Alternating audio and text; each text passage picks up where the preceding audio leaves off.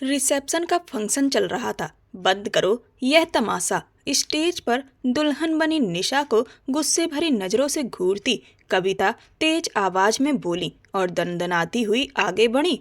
निशा ने घबरा कर थूक निकला, जबकि हवेली के सारे लोग उलझन में स्टेज के पास खड़े हो गए। कौन हैं आप? क्यों इस तरह हमारे फंक्शन में घुसकर हंगामा कर रही हैं? दादाजी को कविता जी का ये अंदाज बिल्कुल पसंद नहीं आया। उन्होंने सख्ती से पूछा, मैं कौन हूँ?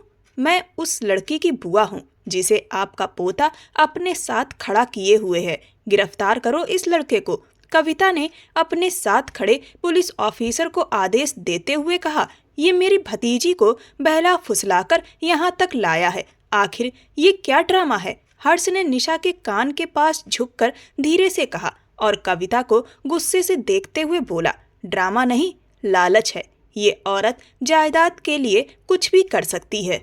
निशा ने डर के बावजूद अपनी हंसी दबाई और धीरे से बोली, लगता तो है उम्र 60 के ऊपर होगी, लेकिन अभी भी इतनी एक्टिंग कर रही है। हर्ष हल्का सा मुस्कुराया। सच में इतनी एनर्जी कहाँ से आती है? दोनों की ये बातें सुनकर माहौल थोड़ा अजीब हो गया, लेकिन दादाजी ने आगे बढ़ते हुए ऑफिसर को रोक दिया। एक कदम भी आगे मत बढ़ाना, ये आदेश कुमार की हवेली है और जब तक मैं जिंदा हूँ मेरे पोते पर कोई हाथ नहीं डाल सकता। अगर बात करनी है तो शांति से करो। दादाजी की ठंडी लेकिन मजबूत आवाज सुनकर कुछ पल के लिए कविता भी चुप हो गई, लेकिन फिर संभल कर बोली, मैं शांति से ही बात कर रही हूँ। मेरी भतीजी को मेरे हवाले कीजिए, जिसे आपका पोता जबरदस्ती यहाँ लाया है। निशा बेटा, डर मत, सच बता दे सबको कि ये तुझे कैसे उठा लाया। कविता ने चालाकी से सारा इल्जाम हर्ष पर डाल दिया। दादाजी के मन में भी एक पल के लिए शक आ गया। उन्होंने हर्ष की तरफ देखा। क्या सच में ये दोनों शादीशुदा नहीं हैं? क्या हर्ष ने सच में निशा को जबरदस्ती लाया है? वहां खड़े बाकी लोग भी हैरानी से दोनों को देखने लगे। बताओ निशा, डर मत, मैं हूं ना तुम्हारे साथ, कविता ने फिर से कहा। हर्ष अंदर से बेचैन हो गया। उसे लगा जैसे सब कुछ हाथ से निकल रहा है, लेकिन निशा ने सबकी नजरें अपने ऊपर महसूस करते हुए सिर हिलाया और साफ आवाज में बोली, ये झूठ है। हर्ष मुझे जबरदस्ती नहीं लाया, हमने अपनी मर्जी से शादी की है। उसकी मासूम लेकिन मजबूत आवाज ने जैसे वहां बम गिरा दिया। हवेली में खड़े लोगों ने राहत की सांस ली, लेकिन कविता के चेहरे पर गुस्सा और हैरानी साफ दिख रही थी। हर्ष ने गहरी सांस ली और आगे बढ़कर कहा, मुझे लगता है आपको तमाशा करने की आदत है, लेकिन यहाँ ये सब नहीं चलेगा। अब माहौल पूरी तरह बदल चुका था। जहाँ एक तरफ सुकून था, वहीं दूसरी तरफ कविता की बेचैनी बढ़ती जा रही थी। मेरा पोता आपकी भतीजी को अगवा करके नहीं लाया है, बल्कि आपकी भतीजी अपनी मर्जी से यहाँ आई है। क्यों बेटा, ऐसा ही है ना? दादाजी ने निशा की तरफ देखते हुए नरम लेकिन साफ आवाज में कहा। बिल्कुल, इसमें कोई शक नहीं है। निशा ने जोर से सिर हिलाकर सबके सामने अपनी बात रखी। मुझे लगता है आपको आपका जवाब मिल गया होगा। अब आप यहाँ से जा सकती हैं। दादाजी ने बात खत्म करने के अंदाज में कहा। नहीं, ऐसा नहीं हो सकता। मेरी भतीजी की शादी ऐसे कैसे हो सकती है जब शादी के वक्त उसका परिवार वहाँ मौजूद ही नहीं था? कविता घबराहट और गुस्से में बोली। वो खाली हाथ वापस जाने को तैयार नहीं थी। निशा, जो अभी थोड़ी देर पहले राहत की सांस ले पाई थी, फिर से बेचैन हो गई। तभी हर्ष उसके कान के पास झुककर धीरे से बोला, तुम 22 साल की हो, बालिग हो, सबको अपनी मर्जी की शादी करने का अधिकार है और तुम अपनी मर्जी से शादी कर सकती हो। उसकी बात सुनकर निशा के चेहरे पर थोड़ा सुकून आया, जैसे उसके माथे से जबरदस्ती वाले इल्जाम का बोझ हट गया हो। परफेक्ट, निशा हल्की मुस्कान के साथ बोली और फिर पूरे आत्मविश्वास के साथ आगे बढ़कर बोली, हाँ बिल्कुल हो सकती है। मैं 22 साल की बालिग लड़की हूँ और आप मेरी शादी जबरदस्ती मुझसे 27 साल बड़े आदमी से करवा रही थी, जबकि मैं हर्ष से प्यार करती हूँ। इसीलिए मैंने अपनी मर्जी से फैसला लिया और हर्ष के साथ कोर्ट में जाकर शादी कर ली। शादी के लिए जिनकी शादी होनी है उन दोनों लोगों का होना जरूरी है। बाकी लोग शामिल हों या ना हो कोई फर्क नहीं पड़ता। उसने सीना तान कर अपनी बात कही। उसकी बात सुनकर कविता गुस्से से दांत पीसते हुए उसे घूरने लगी, लेकिन अब उसके पास कहने के लिए कुछ बचा नहीं था। 1 मिनट ऑफिसर साहब, निशा अचानक बोली, क्या कानून में जबरदस्ती शादी करवाने के खिलाफ कोई कार्रवाई होती है? उसकी आंखों में एक अलग ही आत्मविश्वास था। हर्ष मुस्कुराया। उसे पूरा यकीन था कि उसकी पत्नी अब किसी से डरने वाली नहीं है। जी हाँ, बिल्कुल होती है, पुलिस ऑफिसर ने तुरंत जवाब दिया। ये सुनते ही निशा ने जीत भरी नजरों से कविता की तरफ देखा, जो अब साफ तौर पर घबरा गई थी। निशा की उस नजर का मतलब कविता अच्छी तरह समझ चुकी थी। अब खेल पलट चुका था। मुझे सच में अपनी इस आदत को छोड़ देना चाहिए, लेकिन क्या करूं, पुरानी आदत है। छोटी छोटी बातों पर तमाशा खड़ा कर देती हूँ। जब निशा खुद खुश है तो मुझे क्या ऐतराज हो सकता है। मैं चलती हूँ। आप सबको परेशान किया उसके लिए माफी चाहती हूँ, कविता ने थोड़ा घबराए हुए अंदाज में कहा और खुद को संभालते हुए वहां से निकलने लगी। उसने जैसे तैसे अपनी इज्जत बचा ली। निशा के होठों पर हल्की लेकिन गहरी मुस्कान आ गई। जैसे ही वह स्टेज से उतरी, सीधे कविता के पास पहुंची और उसके करीब जाकर धीरे से उसके कान में बोली, तैयार रहना। जिस तरह आज मैंने तुम्हें हराया है, वैसे ही बहुत जल्द मैं अपने पापा का घर और उनका बिजनेस भी तुमसे छीन लूंगी। उसकी बात सुनकर कविता का चेहरा एक पल के लिए पीला पड़ गया, लेकिन अगले ही पल उसने जबरदस्ती मुस्कान ओढ़ ली और वापस मुड़कर बाहर की तरफ बढ़ गई। कुछ देर पहले जो लोग उसे अकड़ते हुए अंदर आते देख रहे थे, अब वही लोग उसकी बदली हुई चाल और चेहरे की घबराहट साफ महसूस कर रहे थे। कविता के जाते ही निशा ने गहरी सांस ली और दादाजी की तरफ बढ़ते हुए बोली, मुझे पता है आप सबके मन में बहुत सारे सवाल होंगे और मैं उन सबके जवाब देने के लिए तैयार हूँ। दादाजी ने शांत भाव से सिर हिलाया और फिर विवेक कुमार की तरफ देखते हुए बोले, मेहमानों को खाना खिलाकर जल्दी विदा करो। विवेक कुमार तुरंत प्रमोद कुमार और अमन कुमार के साथ मिलकर व्यवस्था संभालने में लग गए। उधर घर की महिलाएं निशा को वापस स्टेज पर ले गईं और हर्ष के साथ बैठा दिया, क्योंकि जब तक कार्यक्रम खत्म नहीं होता दोनों का साथ बैठना जरूरी था। निशा ने गहरी सांस लेकर अपनी कहानी शुरू की। मैं सिर्फ 3 साल की थी जब मेरे मम्मी पापा एक हादसे में चल बसे और मुझे इस दुनिया में अकेला छोड़ गए। माँ का वैसे भी कोई अपना नहीं था और पापा की सिर्फ एक बड़ी बहन थी। उन्होंने इस मौके का फायदा उठाया और सारी जायदाद अपने नाम कर ली। मुझे मेरे हक से दूर कर दिया। पूरे 22 साल तक उन्होंने मेरे साथ ऐसा बर्ताव किया जैसे मैं कोई बोझ हूँ, कोई बेकार चीज हूँ। उन्होंने मुझसे छुटकारा पाने के लिए मेरी शादी फूफा जी के 45 साल के दोस्त से तय कर दी, जो मुझे देखते ही मुझ पर फिदा हो गया था। हॉल में बैठे सभी लोग ध्यान से उसकी बात सुन रहे थे। अमन कुमार खुद को रोक नहीं पाया और पूछ बैठा, फिर क्या हुआ? वहां मौजूद हर शख्स के मन में यही सवाल था। बस हर्ष को छोड़कर, जिसके चेहरे पर गुस्सा साफ दिख रहा था, वो अंदर ही अंदर उस आदमी के बारे में सोचकर तिलमिला रहा था जिसने उसकी निशा पर नजर डाली थी। निशा ने हल्की मुस्कान के साथ आगे कहा, फिर उस दिन शादी के वक्त अचानक पूरे हॉल में अंधेरा हो गया और जब लाइट वापस आई तो दुल्हन गायब थी। उसकी इस बात पर कुछ लोग चौंक गए। और ये सब तुमने कैसे किया? श्रेया ने हैरानी से पूछा। निशा ने थोड़ा झुककर मुस्कुराते हुए जवाब दिया, उसके लिए मुझे कुछ पैसों की जरूरत थी और ऐसे लोगों की जो पैसे लेकर काम कर दें। जब मैंने ये इंतजाम कर लिया तो फिर सब कुछ अपने आप होता चला गया। निशा ने हल्के से चुटकी बजाई और सिर को थोड़ा सा झटका दिया। वाह भाभी, क्या बात है। अमन कुमार उसके अंदाज से काफी प्रभावित हुआ और हंसते हुए ताली बजा बैठा। निशा भी खिलखिलाकर हंस पड़ी, लेकिन तभी उसकी मुस्कान हल्की पड़ गई जब उसने देखा कि दादाजी उसकी तरफ बढ़ रहे हैं। वह थोड़ा सहम गई, जैसे सोच रही हो कि अब शायद उसे डांट पड़ेगी, लेकिन दादाजी ने उसके सिर पर हाथ फेरा और बहुत प्यार से बोले, फिक्र मत करो बेटी, अब तुम मेरी बहू हो और इस दादा का यकीन करो कि तुम्हें तुम्हारा हक जरूर मिलेगा। उनके इन नरम और स्नेह भरे शब्दों को सुनकर निशा की आंखें नम हो गईं। जिस डर से उसका दिल कांप रहा था वो पल भर में खत्म हो गया। इतने सालों बाद किसी का ऐसा अपनापन महसूस करते ही उसका दिल भर आया। दादाजी उसे स्नेह देकर अपने कमरे की तरफ चले गए और निशा वहीं खड़ी उस एहसास को महसूस करती रही जैसे उसके अंदर कुछ पिघल रहा हो। उसने धीरे से अपनी आंखों के किनारों पर ठहरे आंसू पोंछ लिए ताकि कोई देख ना सके। तुम बिल्कुल चिंता मत करो, दादाजी जो कहते हैं वो करके दिखाते हैं। देखना, बहुत जल्द तुम्हें तुम्हारा सब कुछ वापस मिलेगा। अब तुम अकेली नहीं हो, हम सब तुम्हारे साथ हैं। उसके पास बैठी प्रीति ने उसे अपने पास खींचते हुए प्यार से कहा। निशा के लिए ये सब सुनना किसी सपने जैसा था। इतने कम समय में उसे इतना अपनापन मिलेगा उसने कभी सोचा भी नहीं था।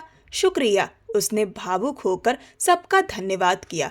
अरे ये क्या, अपनों से भी कोई इतना औपचारिक होता है? सरिता जी ने प्यार से उसे डांटते हुए कहा। जाओ बेटा, इसे कमरे में छोड़ आओ, बहुत थक गई होगी। निशा मुस्कुरा दी और जाते जाते एक नज़र हर्ष पर डाली जो लगातार उसे ही देख रहा था। फिर वह प्रीति और श्रेया के साथ अपने कमरे की तरफ चली गई। थोड़ी देर बाद जब हर्ष सारे काम निपटाकर कमरे में आया तो दरवाजा खोलते ही सामने का नजारा देखकर ठिठक गया। निशा ड्रेसिंग टेबल के सामने खड़ी थी। उसके बाल खुले हुए थे और कंधों पर बिखरे हुए थे। वह अपने गहने उतारने में लगी थी, पूरी तरह अपने में खोई हुई। हर्ष की नजरें उस पर टिक गईं और उसकी धड़कनें तेज हो गईं। दिन भर की थकान जैसे एक पल में गायब हो गई। उसकी जगह कुछ और ही एहसास ने ले ली थी जिसे संभालना उसके लिए अब मुश्किल होता जा रहा था। कमरे में उसकी मौजूदगी की हल्की सी आहट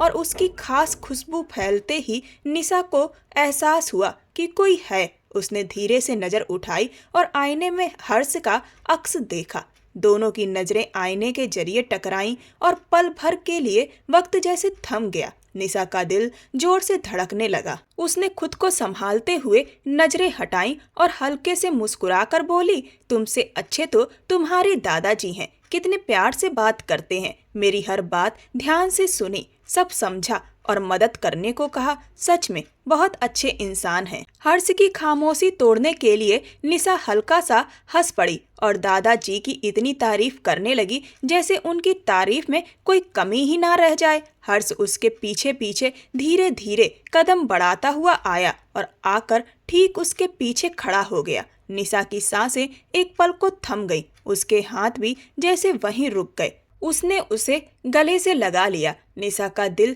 तेजी से धड़कने लगा। ज्यादा करीब मत आओ, हमारी शादी सच में नहीं है, निशा ने खुद को संभालते हुए कहा।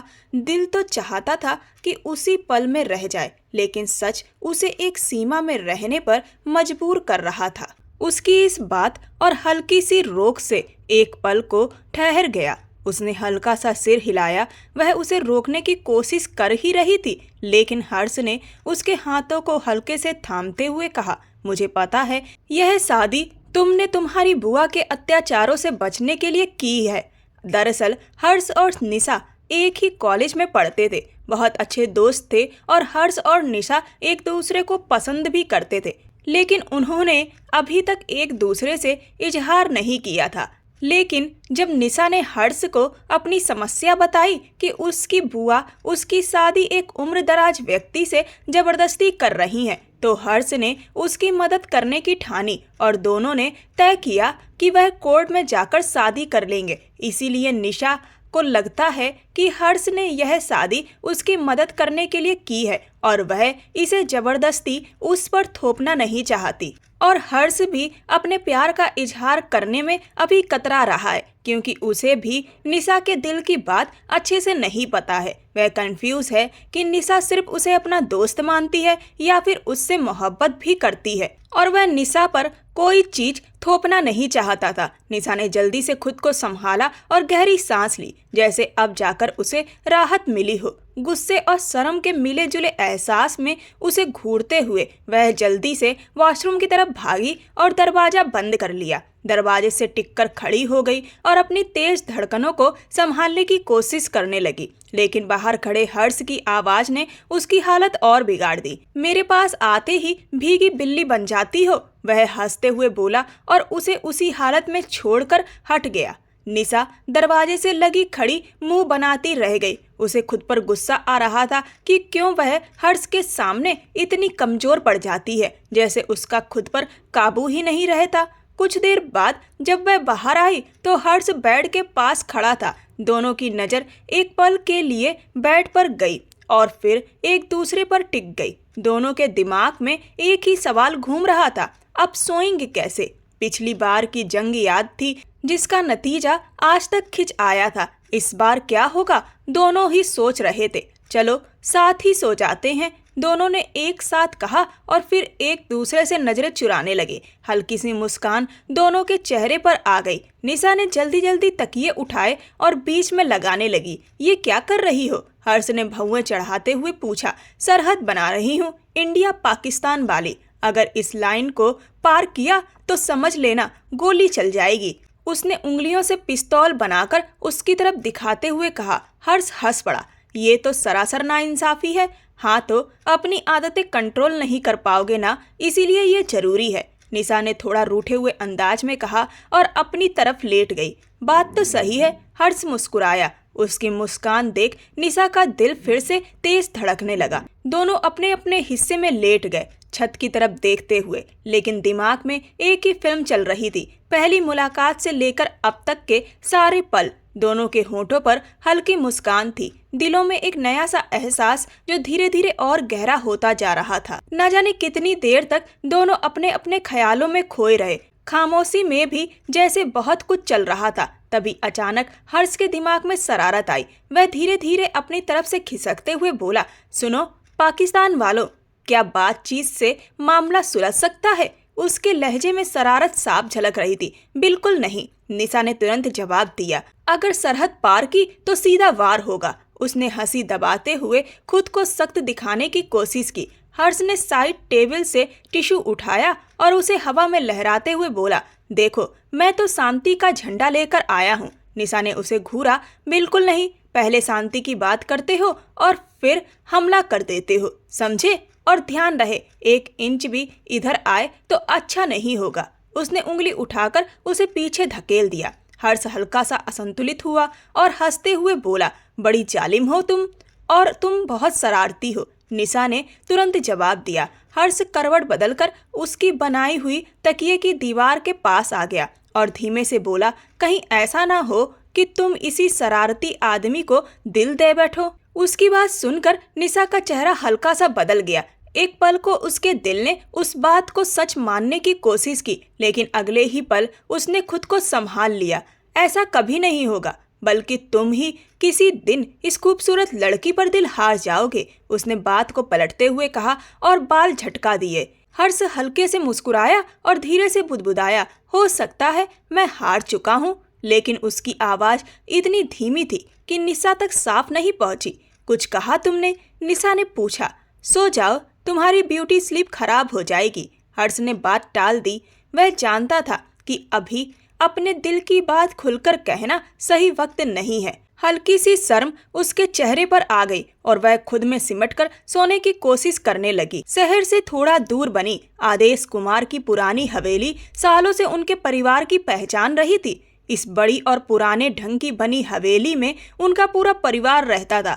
आदेश कुमार ने अपने परिवार के खिलाफ जाकर सुमन जी से शादी की थी। ये एक प्रेम विवाह था और इस शादी से उन्हें 2 बेटे हुए, जिनके साथ यह परिवार धीरे धीरे और मजबूत होता चला गया। बड़े बेटे विवेक कुमार थे, जबकि छोटे बेटे प्रमोद कुमार। दोनों ने अपने पिता की मर्जी से शादी की थी। विवेक कुमार की पत्नी सरिता थी और प्रमोद कुमार की पत्नी संगीता। सरिता को तो शादी के बाद पूरे 10 साल तक संतान का सुख नहीं मिला था, जबकि संगीता के यहाँ सबसे पहले प्रीति का जन्म हुआ। जब प्रीति 10 साल की हुई तब सरिता के यहाँ हर्ष का जन्म हुआ। हर्ष से 2 साल छोटा था अमन कुमार और उसके बाद रुबीना का जन्म हुआ। वहीं प्रीति की एक ही छोटी बहन थी, श्रेया, जो अमन कुमार से सिर्फ 1 साल छोटी थी। अरे मैं तो हंस हंस कर पागल हो गई। प्रीति हंसते हुए बोली, कल की पार्टी में एक भी ऐसी औरत नहीं बची थी जिसने भाभी के लिए रिश्ता ना पूछा हो। शाम का वक्त था और सब लोग लॉबी में बैठकर चाय पीते हुए उसी पार्टी की बातें कर रहे थे जहां कल सब गए थे। दादाजी ने घर की महिलाओं के साथ हर्ष को भी जाने को कहा था, लेकिन वह नहीं गया था और अब उसे अपने फैसले पर थोड़ा पछतावा हो रहा था। हालांकि वह खुद को संभालने की कोशिश कर रहा था, लेकिन अंदर ही अंदर जल रहा था। ये तो कुछ भी नहीं।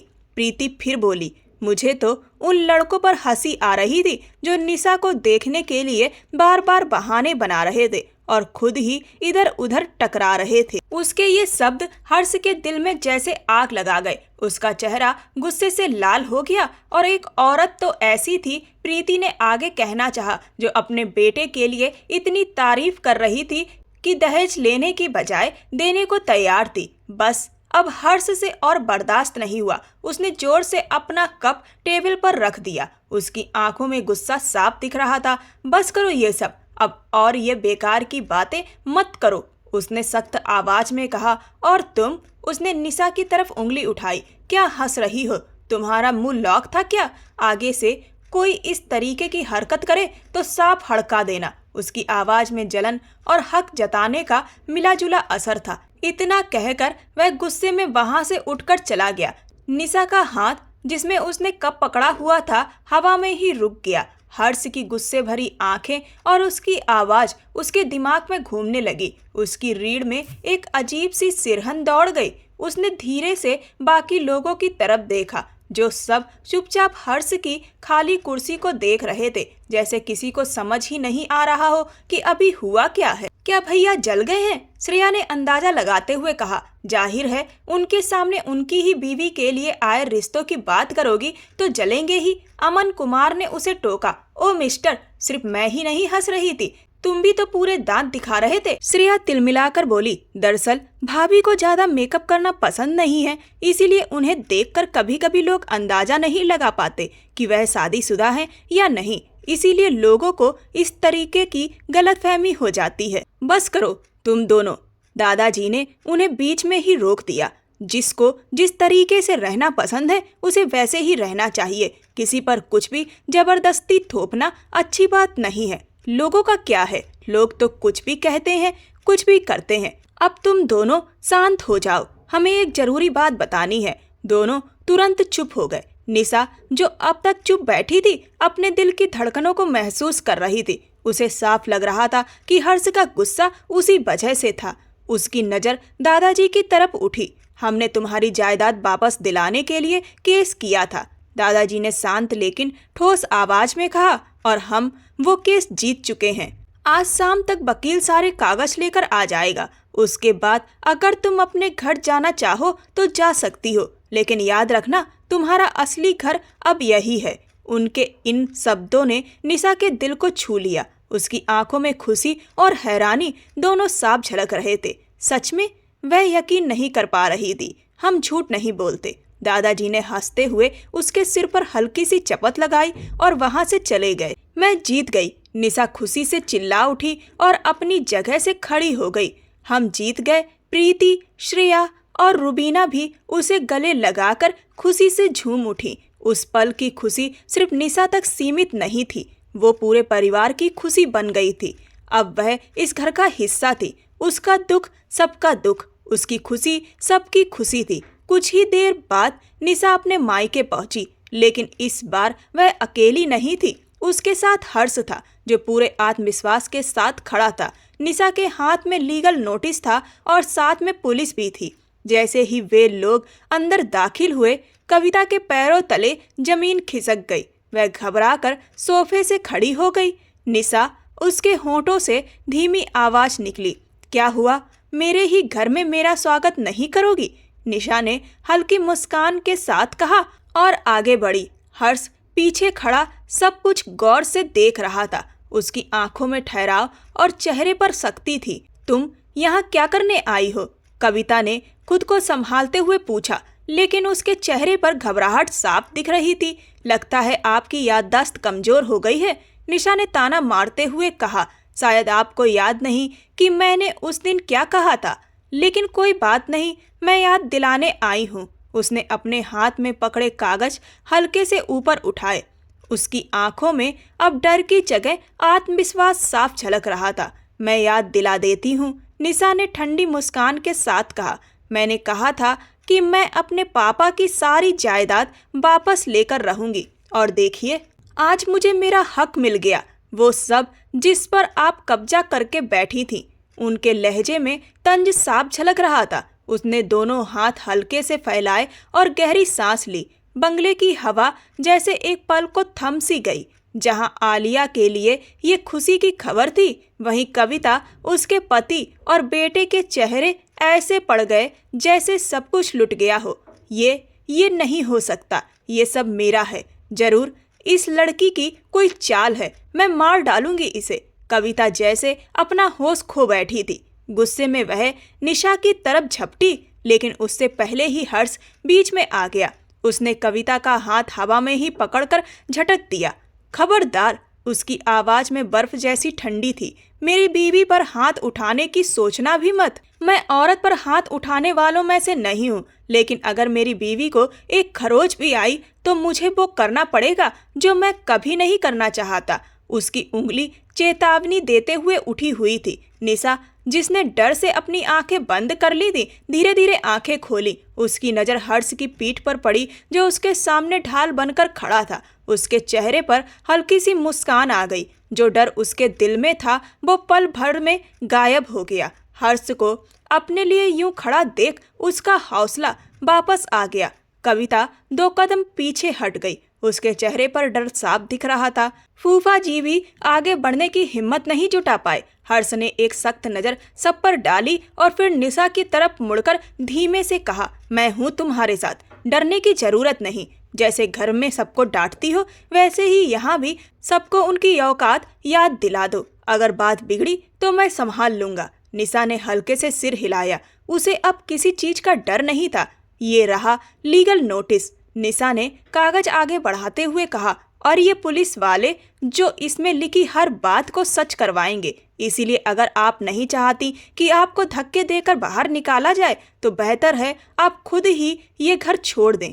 उसने पूरे सम्मान लेकिन सख्त लहजे में कहा। कविता का चेहरा सफेद पड़ गया। वह समझ गई थी कि अब मामला उसके हाथ से निकल चुका है, लेकिन वह इतनी आसानी से हार मानने को तैयार नहीं थी। ऐसा मत करो बेटा, मैं इतनी जल्दी रहने के लिए जगह कहाँ ढूंढूंगी। वह अचानक नरम पड़ गई और गिड़गिड़ाते हुए बोली, मुझे पता है तुम मुझसे नाराज हो, लेकिन इतनी कठोर मत बनो। कुछ दिन रहने दो। उसकी आवाज में अब डर और मजबूती साफ झलक रही थी। निशा के पास आते ही कविता की आवाज भर्रा गई। उसकी आंखों में आंसू आ गए और गालों पर बहने भी लगे, लेकिन वो आंसू सच्चे नहीं थे, बस वक्त की जरूरत थे। निशा ने सख्ती से अपने होंठ भींच लिए और एक कदम पीछे हट गई। कविता तो उसके पैरों में गिरने को भी तैयार थी, लेकिन निशा का जमीर उसे इसकी इजाजत नहीं दे रहा था कि वह किसी को यूं अपने आगे झुकता देखे। उसने एक नज़र आलिया की तरफ डाली, जो आंखों में आंसू और होठों पर हल्की मुस्कान लिए उसे देख रही थी।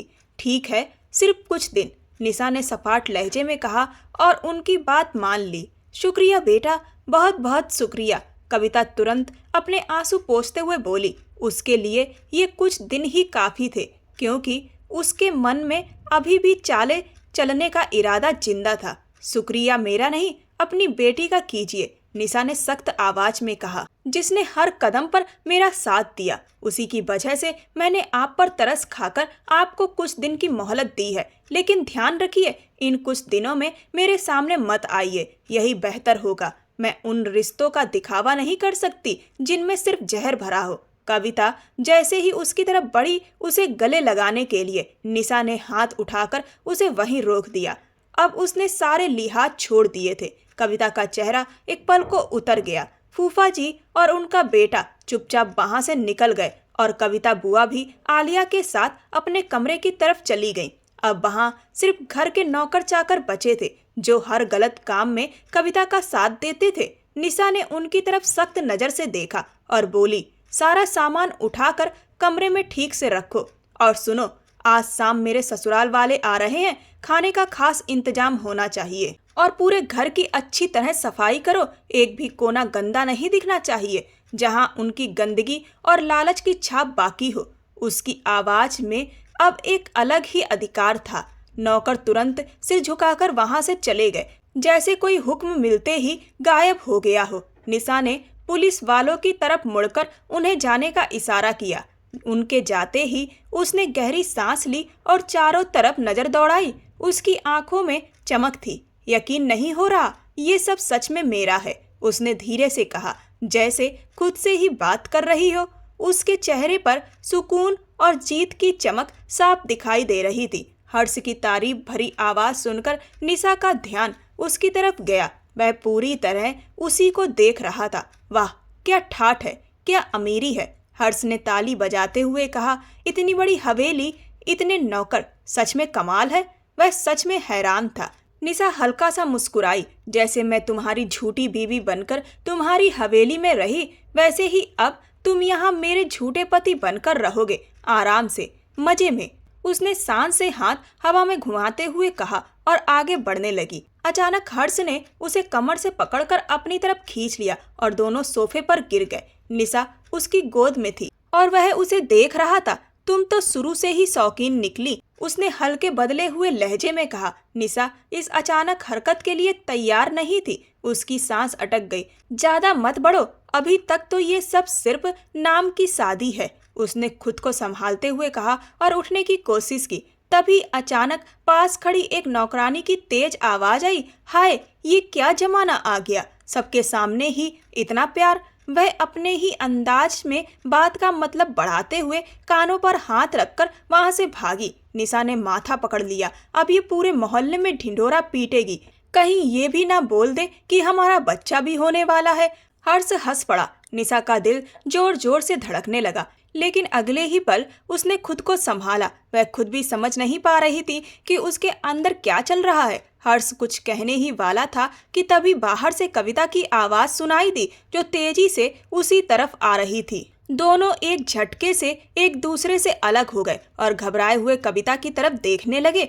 वाह वाह, क्या खेल खेला है तुम दोनों ने, कविता ताने भरे अंदाज में बोली। बड़ी चालाकी से सबको बेवकूफ बनाया, लेकिन अब पकड़े गए ना, अब सबके सामने सच आएगा। बुलाओ अपने दादाजी को, उन्हें भी पता चले कि जिन पर वो इतना भरोसा कर रहे थे वो असल में पति पत्नी ही नहीं है। उसके लहजे में जहर साफ झलक रहा था। निशा के होंठ सूख गए, वह कुछ बोल ही नहीं पाई। उसका दिल जोर जोर से धड़कने लगा। हर्ष ने भी गुस्से में अपनी मुट्ठियां भींच लीं। तभी कविता की नज़र दरवाजे की तरफ गई और वह हल्की सी मुस्कान के साथ बोली, उन्हें बुलाने की जरूरत नहीं, वो खुद ही आ गए हैं और लगता है सब कुछ सुन भी चुके हैं। निशा ने घबराकर दरवाजे की तरफ देखा। वहां दादाजी और पूरा परिवार खड़ा था। हर्ष भी उन्हें देखकर हैरान रह गया। वो लोग तो शाम को आने वाले थे, लेकिन शायद सरप्राइज देने के लिए पहले ही आ गए थे और अब सब कुछ सुन चुके थे। दादाजी के चेहरे पर जो भाव थे उन्हें समझ पाना मुश्किल था। निशा के पैरों तले जैसे जमीन खिसक गई। उसे लगा जैसे अब सब कुछ खत्म हो गया। जो अपनापन, जो प्यार उसे इस घर में मिला था, वो सब एक पल में छिन गया। उसकी आंखों में आंसू आ गए। आइए आइए, कविता ने जहर भरी मुस्कान के साथ कहा, और देख लीजिए अपने प्यारे पोते और बहू का सच, जो आपकी बहू है ही नहीं।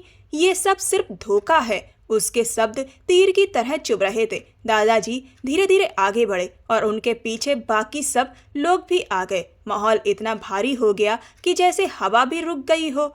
इन दोनों का कोई असली रिश्ता नहीं है, कविता ने ऊंची आवाज में कहा। ना कोई सही शादी हुई है, बस नाम का नाटक करके एक ही कमरे में रह रहे हैं। ये तो सीधा सीधा गलत काम है। उसके शब्द आग की तरह थे, जो निशा और हर्ष दोनों को अंदर तक जला गए। निशा की आंखों में आंसू भर गए। उसने आसपास खड़े लोगों की तरफ देखा, जिनकी नजरों में सवाल और शक साफ नजर आ रहा था। उसने धीरे से सिर हिलाया, जैसे खुद ही इस बोझ को सहने की कोशिश कर रही हो। उसके लिए ये पल बहुत भारी था, जैसे सब कुछ हाथ से निकलता जा रहा हो। कविता का ये वार निशा के लिए सहना मुश्किल हो गया। अरे शुरू से ही इस लड़की की आदतें ऐसी थीं। इसे तो शुक्र मनाना चाहिए था कि इसके फूफा जी के दोस्त इसे अपनाने को तैयार थे, वरना कौन करता ऐसी लड़की से शादी। उसने अपनी बात को ऐसे मोड़ा जैसे सच वही हो। उसके शब्द सीधे निशा के दिल में उतर गए। वह लड़खड़ा गई। अगर हर्ष ने उसे संभाल कर सोफे पर ना बैठाया होता तो शायद गिर ही जाती। निशा ने आंसुओं भरी आंखों से हर्ष की तरफ देखा। उसकी नजरों में दर्द और बेबसी साफ थी। हर्ष का गुस्सा अब अपने चरम पर था। बहुत कुछ कह सकता हूँ मैं, ऐसा जवाब दे सकता हूँ कि आप जिंदगी भर याद रखें, हर्ष ने धीमी लेकिन सख्त आवाज में कहा। लेकिन आपकी उम्र का लिहाज है और मेरी माँ की परवरिश भी। उसकी आवाज में गुस्सा साफ झलक रहा था। और एक बात ध्यान से सुन लीजिए, ये मेरी बीवी है। उसने मेरी बीवी शब्द पर खास जोर दिया। कविता उसकी आंखों में जलती आग देखकर एक पल को चुप हो गई। उसके अंदर डर की लहर दौड़ गई। आपने कहा था ना कि हमारा रिश्ता झूठा है, हर्ष ने जेब से कागज निकालते हुए कहा। तो ये देखिए, ये कागज बताते हैं कि निशा और मैं कानूनी तौर पर पति पत्नी हैं। उसने वो कागज दादाजी के हाथ में दे दिए। शायद किस्मत को यही मंजूर था कि वह उन्हें साथ लेकर आया था। निशा खुद हैरान रह गई, जबकि कविता का चेहरा सफेद पड़ गया। अब तो किसी को कोई शक नहीं होगा, हर्ष ने तंज भरे अंदाज में कहा। हमारी शादी पूरी तरह से वैध है, गवाहों के सामने हुई है। उसने एक नज़र कविता पर डाली और फिर दादाजी की तरफ देखा, जो कागज ध्यान से पढ़ रहे थे।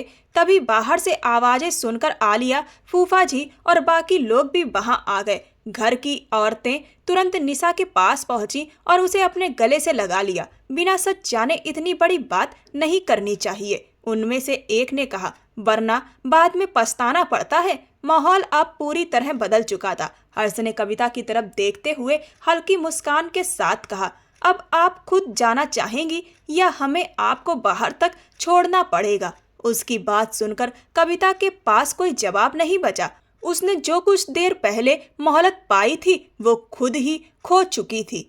आपका जो भी सामान है वो आपको भिजवा दिया जाएगा, हर्ष ने साफ शब्दों में कहा। अब ये साफ हो चुका था कि इस घर में उसके लिए कोई जगह नहीं बची थी। अगला दिन बंगले में हंसी खुशी के साथ बीता और फिर सब लोग वापस दादाजी की हवेली लौट आए। वहां निशा का स्वागत पूरे शाही अंदाज में हुआ। स्वागत के बाद अमन कुमार हर्ष को अपने साथ बाहर ले गया, जबकि घर की लड़कियों ने निशा को घेर लिया और उसे एक नई नवेली दुल्हन की तरह सजा दिया। उनका कमरा भी खास तरीके से सजाया गया था, जैसे आज ही उनकी शादी हुई हो। ये सब दादाजी के कहने पर हुआ था। उस वक्त निशा कमरे में फूलों से सजे बिस्तर पर घूंघट किए बैठी थी। दिल तेजी से धड़क रहा था। दिन भर की थकान के बावजूद जैसे ही हर्ष कमरे में दाखिल हुआ और उसने ये नज़ारा देखा, उसकी सारी थकान गायब हो गई। दरवाजे पर खड़ी उसकी बहनों ने मजाक मस्ती करते हुए उसे अंदर आने दिया और मुंह दिखाई का तोहफा भी पकड़ा दिया, जिसे उसने मुस्कुराते हुए जेब में रख लिया। हर्ष धीरे धीरे चलते हुए निशा के पास आकर बैठ गया। निशा की धड़कनें और तेज हो गईं, हथेलियां पसीने से भीग गईं और चूड़ियों की खनक कमरे की खामोशी में गूंज उठी। हर्ष ने आगे बढ़कर उसका घूंघट उठाया और एक पल के लिए ठहर गया। सजी धजी निशा इतनी खूबसूरत लग रही थी कि उसकी नजरें उस पर से हट ही नहीं रही थी। मैं सोच रहा था, आज आसमान इतना सूना क्यों है, हर्ष ने अचानक गंभीरता से कहा। निशा ने भौंवे चढ़ाकर उसे देखा, लेकिन अगले ही पल हर्ष मुस्कुराया।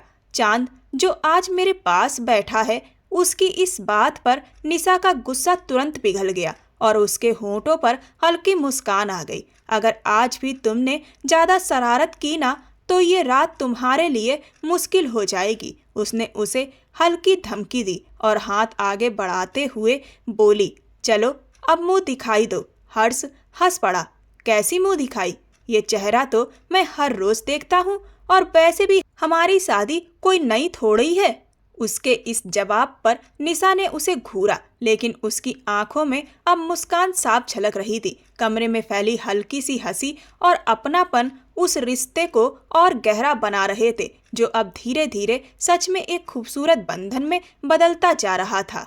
उसकी धमकी सुनकर हर्ष मुस्कुराया, लेकिन खुद को संभालते हुए बोला, सच में तुम बहुत खुशकिस्मत हो कि तुम्हें रोज इतना खूबसूरत चेहरा देखने को मिलता है और शादी चाहे पहले हो चुकी हो, लेकिन आज तुम सच में मेरे नाम की दुल्हन बनकर मेरे सामने बैठी हो। ये खूबसूरती तो सिर्फ मेरे लिए है। उसके शब्द गहरे थे और शायद निशा खुद भी नहीं जानती थी कि वो अपने दिल की बात यूं कह गई है। हर्ष ने हल्का सा सिर झुकाकर उसकी बात को महसूस किया। आज वो सच में उसे सराहना चाहता था, पूरे दिल से। उसने जेब से एक लाल रंग की डिब्बी निकाली और साथ में कुछ नोट भी निकालकर मजाक में उसके सिर के ऊपर लुटा दिए। निशा खिलखिलाकर हंस पड़ी और उसकी हंसी ने हर्ष के दिल को छू लिया। फिर उसने डिब्बी खोलकर एक खूबसूरत कंगन निकाला और प्यार से उसकी कलाई में पहना दिया। बहुत सुंदर है, निशा ने कंगन को देखते हुए कहा। हर्ष मुस्कुराया, मेरी दुल्हन से कम तो नहीं हो सकता। इतना कहकर वह धीरे धीरे उसके करीब आया। निशा थोड़ा घबरा गई। क्या कर रहे हैं आप? उसकी आवाज में झिझक साफ थी। हर्ष ने नरमी से कहा, बस तुम्हारी बात पूरी कर रहा हूँ। आज तुम्हारे चेहरे को दिल से देखना चाहता हूँ। निशा कुछ कह पाती उससे पहले ही हर्ष ने उसे अपने गले से लगा लिया। कमरे में गुलाब की खुशबू फैली हुई थी। हल्की रोशनी और सजा हुआ कमरा उस पल को और खास बना रहा था। उस रात दोनों के बीच की दूरी पूरी तरह मिट गई। वो रात उनके रिश्ते की नई शुरुआत बन गई, जहां दो दिल सच में एक हो गए। हर्ष ने अपनी दुल्हन निशा को हमेशा के लिए अपने प्यार में बांध लिया। हर्ष और निशा दोनों ने आज एक दूसरे से खुलकर अपने प्यार का इजहार किया। उनकी बरसों की दोस्ती उनकी गहरी मोहब्बत में बदल गई। दोस्तों, रिश्ते में वफादारी रिश्ते को मजबूत करती है और एक दूसरे का सहयोग, एक दूसरे की केयर यह दिखाती है कि रिश्ता सिर्फ दिखावे का नहीं बल्कि दिल से जुड़ा हुआ है। और दोस्ती रिश्ते को और ज़्यादा मजबूत और गहरा बना देती है। आपको ये कहानी कैसी लगी मुझे कमेंट सेक्शन में कमेंट करके ज़रूर बताएं। ये कहानी पूर्णतः काल्पनिक है। इसमें दिखाए गए सभी पात्र और घटनाएं पूर्णतः काल्पनिक है। इनका किसी भी व्यक्ति या घटना से कोई भी कनेक्शन नहीं है। ये कहानी केवल मनोरंजन के लिए नहीं बल्कि सामाजिक शिक्षा के उद्देश्य से भी बनाई गई है। ऐसी और भी रोमांचक कहानियों को सुनने के लिए मेरे चैनल को सब्सक्राइब कर वीडियो को लाइक कर दें और वीडियो को ज़्यादा से ज़्यादा शेयर करें। धन्यवाद।